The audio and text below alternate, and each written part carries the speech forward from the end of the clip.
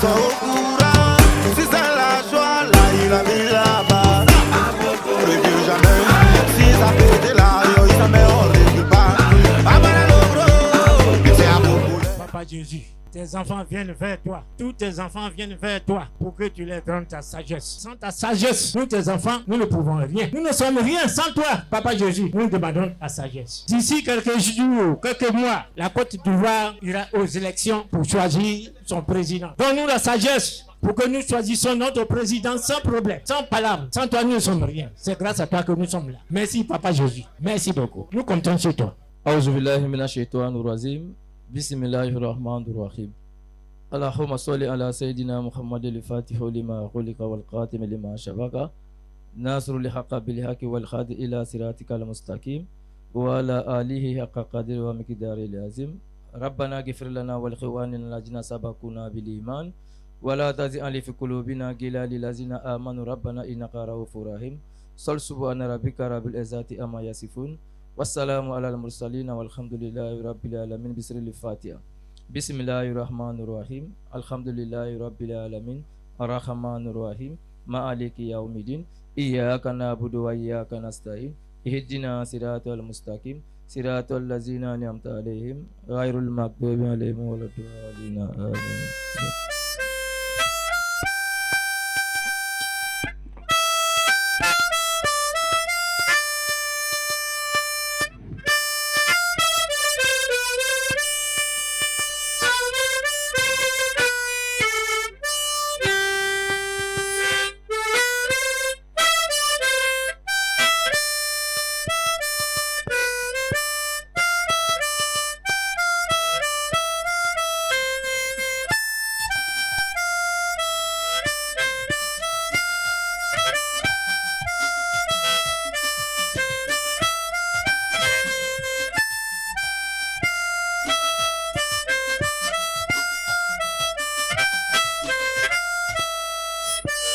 Merci de l'applaudir très fort. Ovation nourrie, ovation nourrie, ovation nourrie. Bonaza, y arrive. Moi, balai. Yé dit et d'ambé. Ah, ça va chauffer. Bonaza. Ah, benana. Bonaza. Oui, benana. Bonaza. Oh, chaud.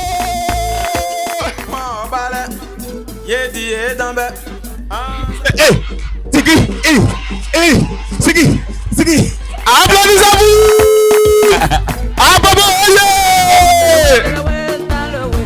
ah bon, c'est bon, ça plie, c'est bien, c'est comme ça. Dosso de la Suède. On s'est retrouvés dans la guerre. Dieu merci, des ennemis sont devenus des amis. C'est Dieu qui est fort, on a cherché ta maman. Prochainement, tu vas m'appeler papa ou beau. Quel ouais de me voir, même de me trafiquer. Que Dieu vous bénisse. J'adresse le salam à toutes les mamans et à tous les papas musulmans. Et amin.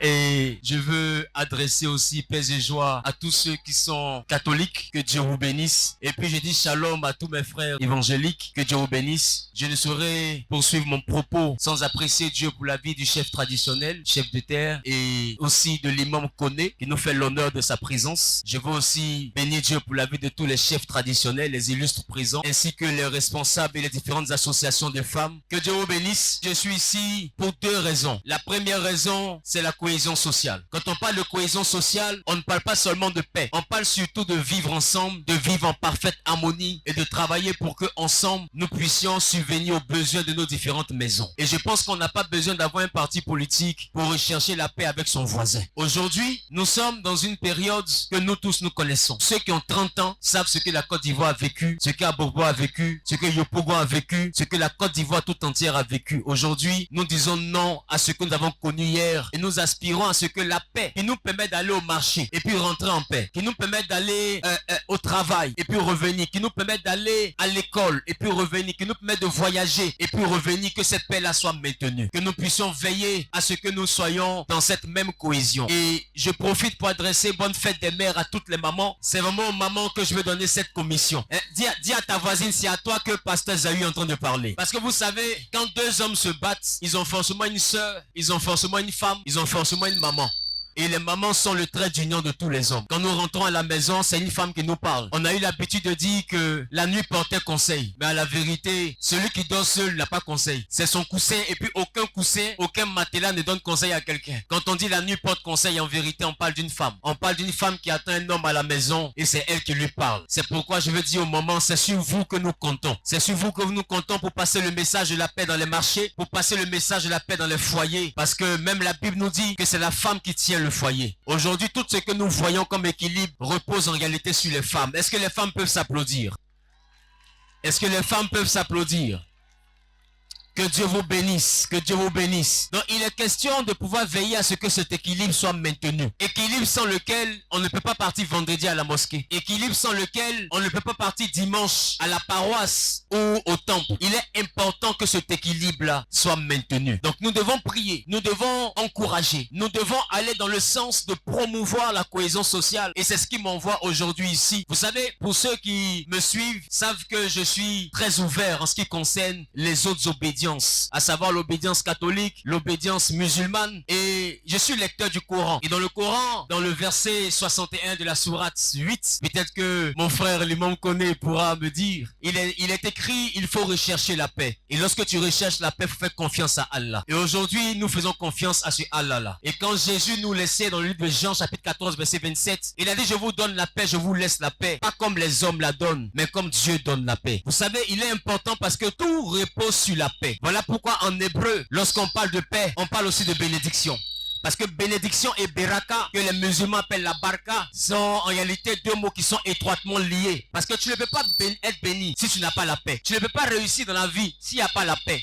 La Bible même dit que ta paix dépend de la paix de la nation dans laquelle tu te trouves. Aujourd'hui, on a des investissements, on a des taxis. Mais si nous ne sommes pas en paix, est-ce que ces choses peuvent demeurer? La maman qui a sa table au marché, si on n'est pas en paix, est-ce qu'elle peut aller vendre? Les enfants qui vont à l'école, si on n'est pas en paix, est-ce qu'ils peuvent partir à l'école? Il est important que nous puissions rechercher la paix. Parce que moi, je le dis et ça m'engage. Dans la guerre, personne ne gagne. Même si quelqu'un dit j'ai gagné, il y a une femme qui a perdu son mari. Il y a un monsieur qui a perdu son enfant. Il y a quelqu'un qui a perdu son ami. Donc, en vrai, dans la guerre, il n'y a aucun gagnant. C'est seuls les égoïstes, ceux qui pensent à eux-mêmes, qui disent que la guerre, on a gagné. Sinon, en vrai, dans la guerre, tout le monde a perdu. On a perdu et je pense que c'est cette perte-là que nous devons éviter aujourd'hui en soutenant nos autorités dans cet élan de paix, de cohésion et surtout de développement. Pourquoi je parle de développement? Je parle de développement parce qu'on a l'habitude de voir les hommes de Dieu comme des personnes qui parlent du paradis. C'est vrai, nous parlons du paradis, mais en attendant que le paradis arrive, on vit comment sur la terre? En attendant que le paradis arrive, on vit comment sur la terre? Est-ce qu'on reste là à ne rien faire? Voilà pourquoi je parle de soutenir le développement durable. Vous savez, dans tous les pays, le développement repose en réalité sur la participation de tous les membres de la société. Et pour moi, les hommes de Dieu, que ce soit imams, pasteurs, prêtres, doivent aujourd'hui faire du message du développement un plié de leur évangile, de leur exhortation, de leur prise de parole. Pourquoi? Parce que ceux à qui nous parlons à la mosquée, ceux à qui nous parlons à la paroisse, ceux à qui nous parlons dans les temples, sont ceux-là qui demain doivent ouvrir des commerces. Il faut qu'on puisse exhorter les uns et les autres à ne pas attendre seulement que le paradis, mais à veiller à ce que la terre aussi soit agréable, en aimant le prochain comme nous-mêmes, mais aussi en faisant la promotion de tout ce qui concerne l'entreprise, l'entrepreneuriat. Et aujourd'hui, je sais que je suis en face de femmes battantes, des femmes combattantes, parce que si elles sont debout aujourd'hui ici à Bobo, femmes de commerce, femmes courageuses, à Bobo, des femmes vaillantes, des femmes qui soulèvent des bagages, qui vendent des mangues, qui vendent de la teke, qui vendent des bananes, des femmes qui vendent des galettes, afin également de donner un avenir glorieux à leurs enfants et d'assurer la fidélité, d'assurer la dignité de leurs différentes maisons. Femmes d'ici et d'ailleurs, soyez saluées en vos rangs, grades et qualités. Sachez que nous sommes reconnaissants de vos efforts. Il est question que nous nous voyons le 15. Le 15 juin, je vous donne rendez-vous du côté du Palais de la Culture. Oui, je suis ici en tant que votre fils. Je suis ici en tant que votre frère. Je suis ici en tant que, pour d'autres, votre grand frère. Et je suis venu vous dire qu'il est question de pouvoir vous encourager à faire de commerce. Parce que pour celles qui ne savent pas, je suis ici en mon nom propre et je suis ici sur la base de mes propres moyens. Il est question de pouvoir donner de la joie. Commerce, on va t'aider à faire là, ce n'est pas cadeau. On va t'aider à le faire pour que, tu sois ambassadrice de la paix. On va t'aider à faire ce commerce-là pour que, numéro 2, tu sois réellement une personne qui, si on lui a donné 50 000, peut nous ramener 30 000 pour qu'on complète sur les 30 000 là pour aider une femme qui n'a pas encore encore eu pour elle. Qui est d'accord avec ça? Qui est d'accord avec ça? Parce qu'une bassine, là, quand on puise tout l'eau là pour se laver, si on ne remplit pas encore, la bassine se vide. Celui qui va quitter au travail pour venir, il n'aura pas l'eau pour se laver. Qui est d'accord avec? Donc il est important qu'on puisse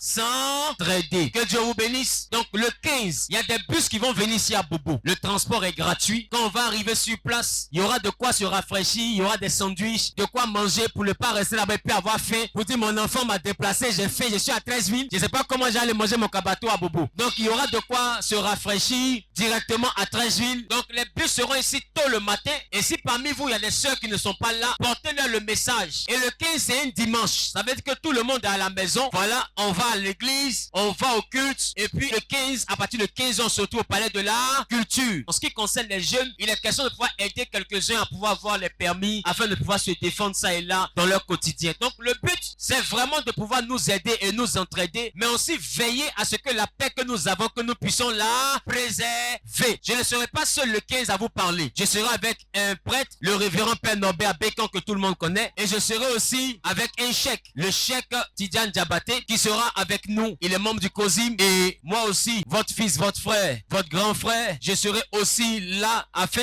qu'ensemble on puisse vous dire combien de fois la paix est importante pour nous et pourquoi est-ce que nous devons participer au développement économique de la nation. Soyez bénis et puis on se voit le 15 au palais de la culture à partir de 15h.